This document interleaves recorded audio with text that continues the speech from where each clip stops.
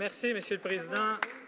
D'entrée de jeu, je vous annonce que je partagerai mon temps avec mon éminent collègue de Esquimau, Yuan de Fuka, et je vous demanderai de me faire vraiment des grands signes parce que 10 minutes pour défendre Post Canada, c'est vraiment trop peu. J'ai énormément à dire. Alors, je commence immédiatement par une toute petite histoire qui remonte à février l'an dernier, au moment où le gouvernement conservateur a la brillante idée de cesser d'envoyer les formulaires de demande d'impôt, de rapport d'impôt par la poste, en disant à tous les gens, vous pouvez vous procurer ça facilement sur Internet maintenant.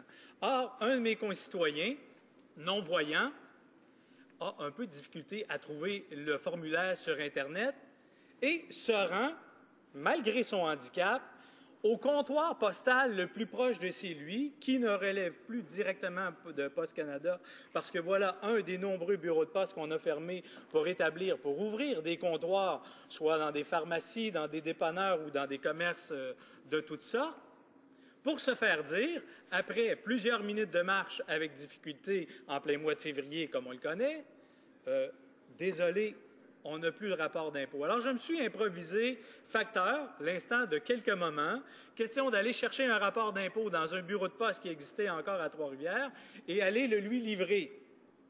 Loin de moi, avais-je l'idée de lui dire « Bien, monsieur, voici votre rapport d'impôt, mais non seulement l'année prochaine, vous ne recevrez plus votre rapport d'impôt par la poste, mais bientôt, vous ne recevrez plus rien par la poste. » Alors, je pense que prendre une décision comme celle-là ou entériner et appuyer une décision comme celle-là, c'est vraiment avoir un manque de vision totale de ce qu'est un service public. Et dans ce que j'entends comme discours depuis tantôt de la part des conservateurs, ça me laisse un peu pantois. J'ai l'impression qu'on prépare l'opinion publique par leur discours à une privatisation du service pur et simple de Post Canada, puisque ce qu'on est en train de faire depuis des années, avec un détour à peine caché, c'est présenter ou à obtenir une formalisation de Post Canada qui ressemble davantage à une entreprise privée où l'objectif premier est de maximiser les profits plutôt que d'offrir des services à la population. Or, je le répète, Post Canada est un service public. Je n'irai pas jusqu'à dire que Post Canada, parce qu'il est un service public, pourrait être déficitaire, mais entre ça et engranger des profits, ce qu'ils ont malgré tout fait 17 ans sur 18, en envoyant même des redevances au gouvernement du Canada, et soudainement, on voudrait nous dire que d'ici 2020, là, ça va être la catastrophe annoncée. Or, cette catastrophe annoncée, elle repose sur quoi? Elle repose en bonne partie sur un rapport du Conference Board, qui a choisi comme année de référence l'année 2012, qu'il avait annoncé dans son rapport comme étant déficitaire. Or, cette année-là s'est soldée avec un surplus budgétaire à Post Canada. Et en plus, dans les chiffres utilisés pour concocter cette étude-là, on a esquivé 3 mois d'affaires chez Post Canada, parce que l'étude s'est complétée avant la fin de l'année financière. Ce qui fait que les mois les plus profitables pour Post Canada, qui sont les mois qui tournent autour de la période de Noël, apparaissent pas dans le budget. C'est assez extraordinaire. Sans compter que le Conference Board a autour de la table le PDG de Post Canada. Alors, à quel râtelier on mange? Je pense qu'on bouffe à tous les râteliers. Et cette étude-là, qui est la foi de toute l'argumentation de ce qu'on entend de la part des conservateurs et de toutes les décisions qui ont été annoncées, curieusement, le lendemain matin de la fermeture de la Chambre en décembre, bien, tous ces arguments sont basés sur un rapport, je ne voudrais pas dire qu'il ne vaut pas le papier sur lequel il est écrit, mais qui, pour le moins, est questionnable. Or, des questions sérieuses sur l'indépendance du Conference Board vis-à-vis du gouvernement, questions sérieuses sur la fiabilité des analyses du diagnostic et, évidemment, difficultés sérieuses à entériner les conclusions. Depuis tantôt, j'entends à peu près dans tous les discours de mes collègues conservateurs cette histoire qui commence vraiment à me faire développer une allergie sévère de cette histoire pathétique des Canadiens qui ont pris le virage numérique et qui n'écrivent plus de lettres poste. S'il y a quelque chose qui était connu et qui devait être connu par le plus simple administrateur qui a un cours de marketing 101, c'est bien la décroissance de la lettre poste. Et quand on regarde les courbes de décroissance de la lettre poste, c'est probablement le secteur de Poste Canada qui était le plus prévisible.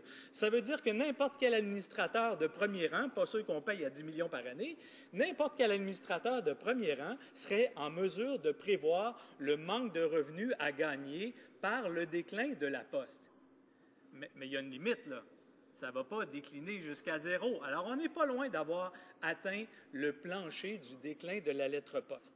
En contrepartie, on nous parle très peu de l'augmentation qui, cette fois, est plutôt logarithmique du transport de colis, parce que notre transformation à l'économie numérique amène aussi ça.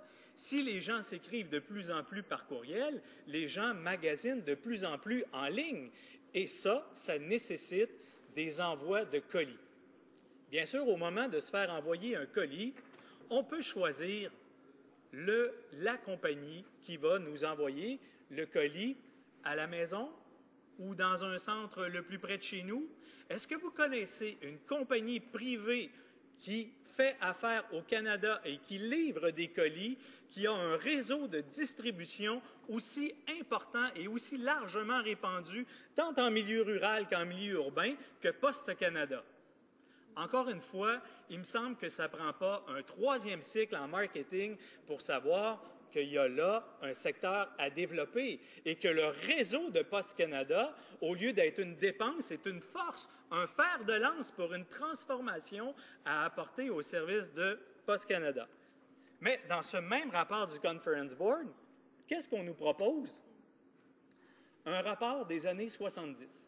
Tout ce qu'on propose dans le rapport, c'est la gestion de la décroissance.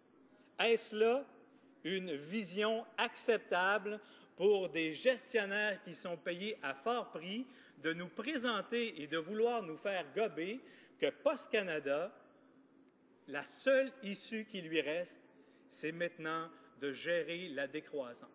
Or, ce discours-là n'est pas compréhensible et il n'est pas concevable non plus parce que ce qu'on voit bien, au contraire, c'est que dans les choix qui sont faits, coupure de bureaux de poste, fermeture de bureaux de poste à outrance, là, on est à quelques bureaux de poste à peine d'atteindre le plancher de bureaux de poste qui est obligatoire par l'entente.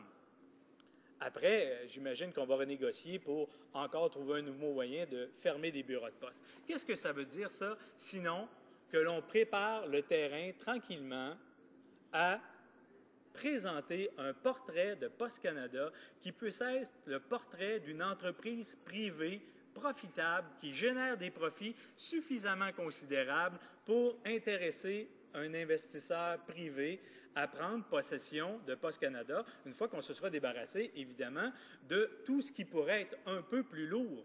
Mais un service public, ça doit être des vases communicants. Ce qui est un peu plus lourd, d'un côté, devrait trouver sa compensation avec des secteurs en plein développement. Or, dans le rapport du Conference Board, rien, pas un mot sur des secteurs prometteurs pour l'avenir, pas un mot sur l'innovation, que la gestion de la décroissance. C'est une catastrophe. On nous disait dans des rencontres privées, vous n'êtes pas sérieux, M. le Président, une minute. Je vous implore de regarder votre compteur à nouveau. Il y a sûrement une erreur.